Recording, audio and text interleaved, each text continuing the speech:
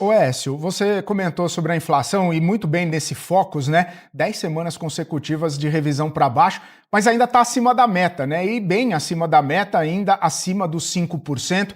A sensação que fica é que está cedendo, mas não no ritmo, não na velocidade e não com a consistência necessária. Muito embora o Banco Central ele tenha o seu horizonte relevante lá no ano que vem. Efetivamente, essa inflação de 2025 não bate muito, né, nas decisões ou até mesmo no planejamento ali da política monetária, mas acaba trazendo algumas sensações. A sensação que fica é que alguma coisa precisa acontecer ou algum cenário precisa acontecer com um pouco mais de veemência para essa inflação ficar consistentemente, né, mais perto da meta ou chegar na meta como está sendo projetado para o ano que vem.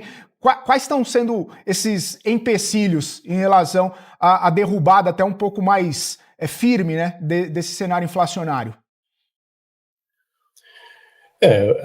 Os ajustes que a gente tem visto do Boletim Focus são ajustes pequenos, né, marginais, não de uma queda relevante da projeção de inflação desse ano e para os próximos.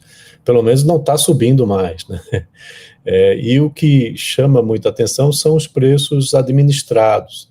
Você tem novamente bandeira vermelha na conta de energia, isso traz um peso relevante no cálculo do IPCA, e não há um desaquecimento da economia, que poderia fazer com que os preços caíssem. Há também perspectivas, né, caso você tenha o governo retaliando, né, o tarifaço lá de Trump, elevação de preços aqui também. Então, esse contexto termina dificultando para que você tenha uma queda maior, né, na inflação para esse ano e para os próximos.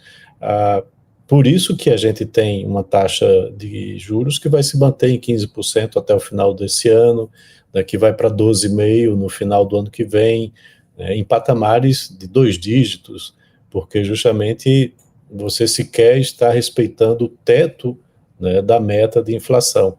Até o teto está estourado. E me parece ser um posicionamento também do próprio governo.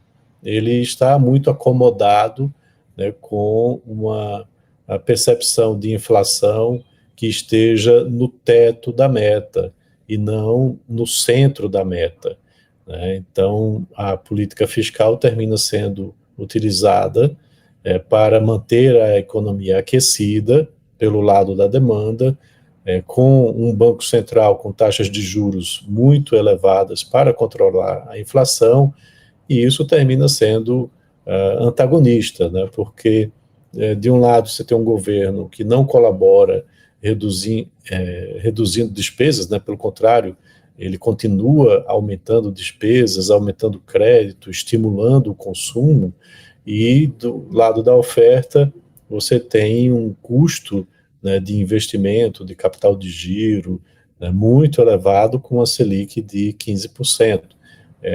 Então, isso termina sendo inflacionário também, né, porque a oferta não consegue atender a demanda, né, com um custo mais acessível, e esse custo termina sendo repassado no preço dos produtos.